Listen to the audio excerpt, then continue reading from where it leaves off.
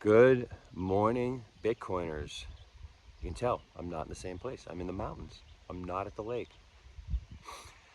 This day 42 of Citadel summer. Daniel, Bitcoin Citadel. This is my channel for the summer. I'm pretty excited about it. And today is Simulation Sunday, which it's got to be the favorite day of the week, right? It has to be. You can see I don't have my tripod, so I'm looking at the phone, and that I always look weird when I do that. So you got to forgive me for that, right? Look at the beautiful scenery, though. It's pretty nice. It's the road next door. I was at a wedding reception last night, right in this beautiful spot. So it was awesome. The music was fantastic. So today, a Simulation Sunday, and what I'm going to talk about now is what I think makes sense for the components of the simulation, right? So there's got to be, right, in this scenario, remember, this is the training ground for immortals, if you're following the thesis of Citadel Summer, and you're one of those immortals. So you're here to learn, right? This is a training sim, like the Delta pilots sit in when they're trying to learn how to fly the planes, and like the fighter pilots sit in when they're trying to learn how to fly the fighters, right? So this is in simulation theory, this is a simulation. You're here, and my thesis is you're an immortal. Let's make it interesting. Training, to help the oversoul, the creator of all in continuous creation, with its creation, right? So what does that mean about the simulation, how it's put together? I think, right, we have the oversoul. Let's just stipulate that the oversoul, that's the thing behind everything, right? That's the ground of reality. You could get all Taoist about it, but I'm just going to stipulate that. Now, this is an interesting role in the simulation. Remember, there's an adversary in here to make it interesting and to make you work, right? This is a training simulation. It can't be, it's got to have a challenge, right? And the challenge here is there is an adversary, right?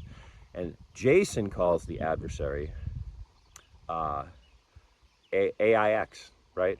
AIX, because we don't know much about it. And in the simulation, this is the AI, and this is the governor. This is the demiurge, right? In Gnosticism. So that's a great role, right? And I think, as you'll see in a minute, everybody plays that role, just like in some way, very fundamental way, everyone is the oversoul. If you're immortal, right? Think about infinities and stuff like that. If you're immortal, if that's true, right? And you think about infinity, just ponder that for a minute. So that's a great role, the villain, the adversary. The adversary is a great role, and that's what Jason calls AIX. Then there's us, people in the simulation. We're training, right? That's the regular pleb. That's us Bitcoiners, right? That's everybody. But the thing about it is you get a playable character, but not everybody plays. You got to be a player. Who dares wins, right? More on that some other day. So the players. Most of the players don't know that they're in a simulation, and even people who know that they're in the simulation don't know the shape of the simulation. So we'll talk about the shape of the simulation. We've already talked about it a little bit before. The Ouroboros, right? The Ouroboros is a shape. Now, what makes it even more interesting is that there is an enemy in the simulation, not the adversary, the enemy. And if the purpose of this simulation is to, polish your skills as an immortal, but also, I think the final boss of this one is you have to realize that you're an immortal. That's what we're going through right now as a world, right?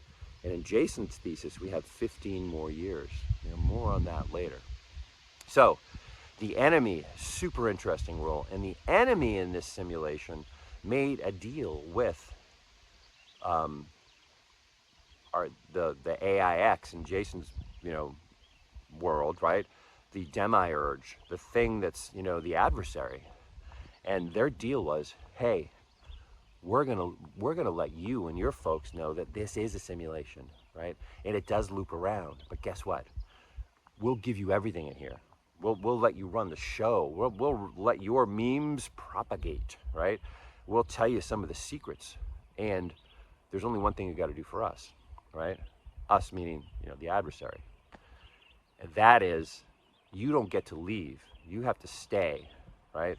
You get to know that it's a simulation and it loops, but you can't leave. You got to stay, right?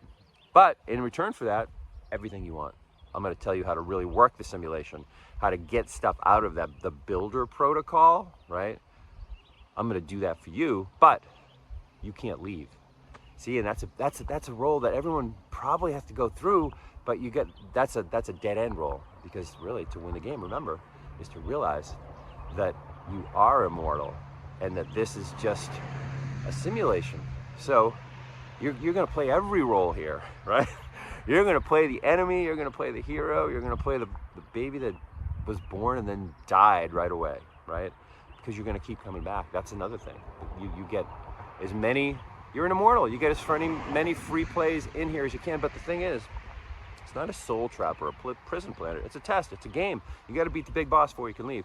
And this time in the world is kind of unique. I think we're coming toward this. What Jason's looking at is, the return of the Phoenix and the return of the Nemesis X object, 2040 and 2046, right? And we're in this awakening. He reads those old books, and one of the old books is that book of Revelation, which is actually based on a whole bunch of other old books.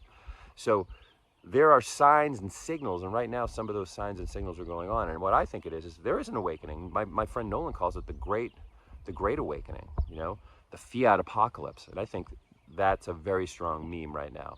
So we have the pleb, we have the enemy, we have the adversary, we have the oversoul, and guess what? You're all of that stuff.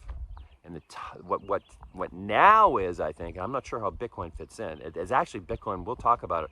Bitcoin might be the ultimate distraction, but now is the time in the simulation, in the loop, where the Ouroboros, the serpent's tail is in the mouth. We're at that spot. So it's not the boring part around the back end. Like we're at the spot where it's all coming together again. If 2040 is correct, right? And you should look at Jason's videos on the first and second seal, where he dissects it, with the archaic simulation model in mind. You should look at those, because if he's right, and he's a really good predictor. My friend Nolan says, test the validity of a framework of ideas through making predictions within that framework and seeing if they come true. And Jason's got a pretty good track record,